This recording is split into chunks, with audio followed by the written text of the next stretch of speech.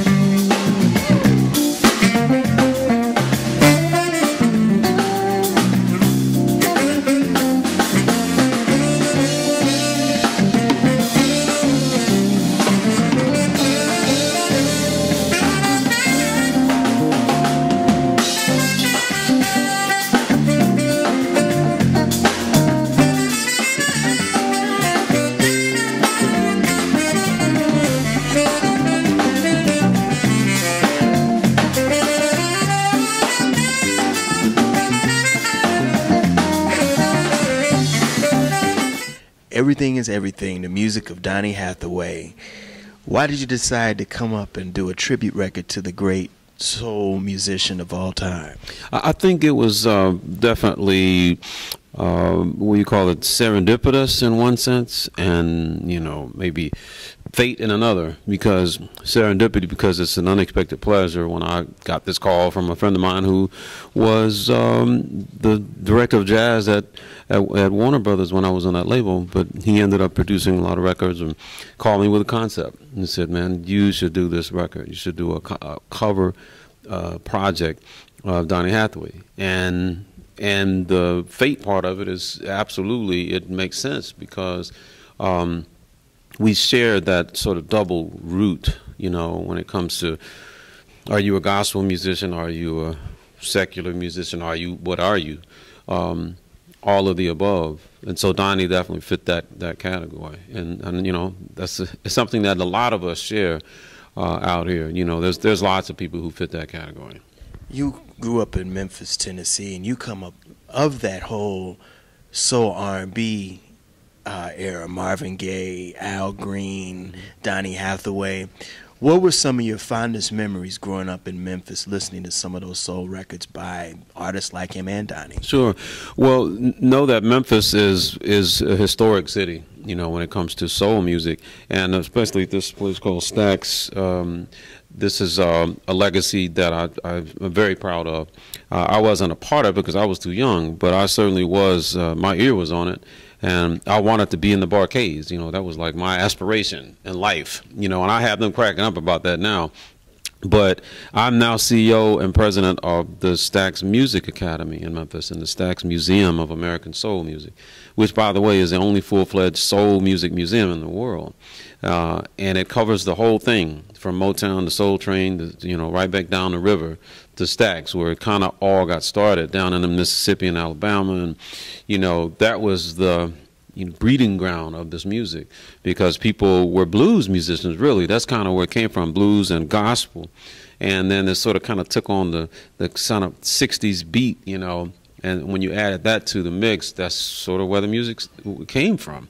So definitely, as a soul fan, I found myself, you know, ruined forever. You know, when I got into jazz, I couldn't really be a straight-up jazz musician because soul had such and still has such a strong toe, a strong pull on my soul, you know, and on my music.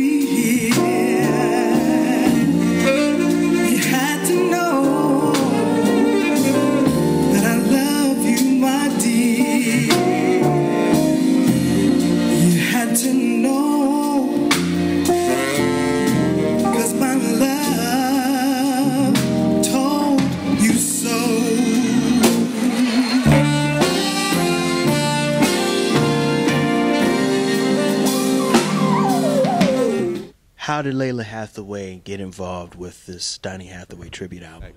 We talked to Lalah. I said, you know, I really didn't want to assume that she wanted to do this, because everybody would assume that she would do a lot of tributes to her dad. But you know what? She doesn't do a lot of that, and there's reasons for that. But you know what? She was so sweet to say yes, and we were careful to pick a song that her dad didn't sing. It's a song he wrote, but was sung by a singer named Lydia Pence with a group called Cold Blood. And the song was You Had to Know. And Layla's version of that song, I predict, on this record will be the definitive version of that song. You know, he only recorded a handful of records. The Everything Is Everything, the self-titled album.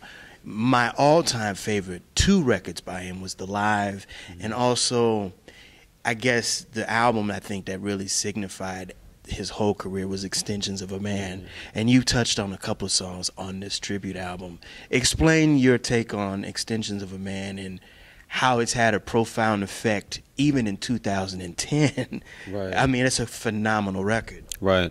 Well, there was this tendency back in that time, because of what was going on socially and politically, to have a message. You couldn't just have a good song. It had to have a message.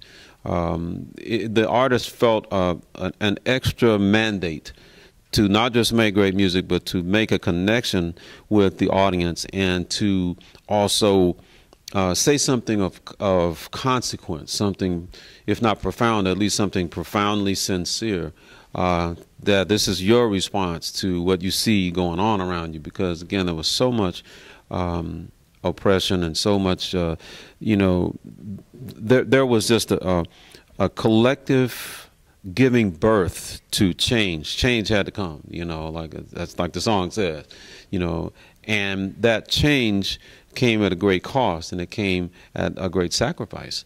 And this was the soundtrack to the change, you know. And again, it's not as if everything is honky-dory now, but thank God for Marvin and for Donny and Stevie and folks who played their music.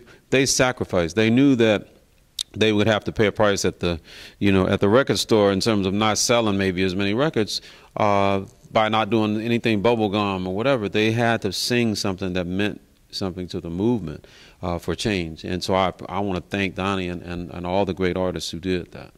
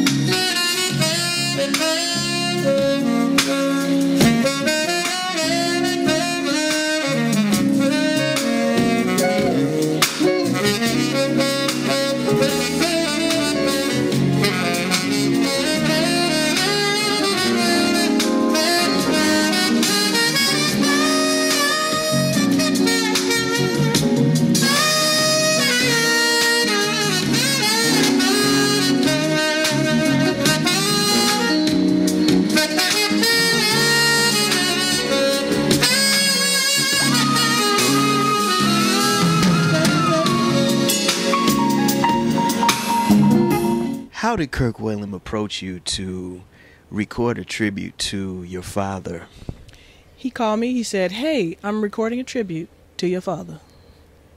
And it was that simple. Yeah. I've known Kirk for many, many years, and he's somebody that I've worked with for many, many years, so I trust him. In him coming to you and asking you to do this project, were you kind of apprehensive on some of the material that he was going to record, or were you like, well, let me bring some new life to some of my father's songs? Well, I wasn't apprehensive. I knew he would make great choices musically. I knew that I didn't want to sing something that people sing a lot. It's important for me to do what I feel comfortable doing. So I thought it would be a cool idea to do something that people didn't expect, and, like you said, to breathe life into something that people didn't know about. because I understand. Well, I've never seen you do a tribute album to your father, and this is pretty much one of the first albums attributed to your father. How do you feel about this project now that it's out? Oh, it's beautiful. It's a great project. It's a great tribute. It's very musical. It's very free. I think my father would be proud of it. My mother likes it. I like it. So I'm happy. It is the tribute in the way that I know how to express a tribute. So I think it's great. I'd like to personally thank Lalah Hathaway and Kirk Whalum for their time and their hospitality, as well as the staff here at the 2010 Detroit International Jazz Festival here in Detroit, Michigan.